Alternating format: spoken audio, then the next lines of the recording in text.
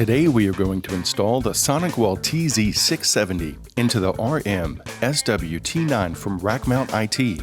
This rack mount kit is also compatible with the SonicWall TZ570. The installation process is exactly the same as shown in this video.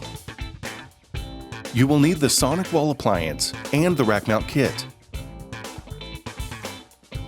Let's open the box and see what's inside.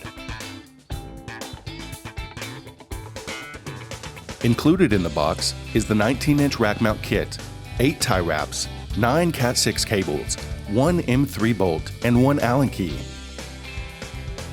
Place up to 2 power supplies on the rack and tie them down with 2 tie wraps each. Place your SonicWall on the rack. Fix the SonicWall with the bolt on the side and tighten it lightly.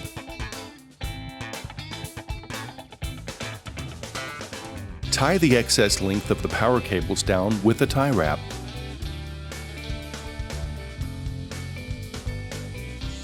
Connect the cables from your SonicWall to the connectors, starting with the bottom row.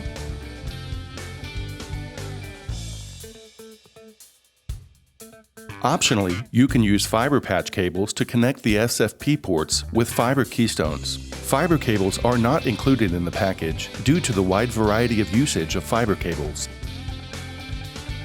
Use 2 tie wraps to hold the cables together.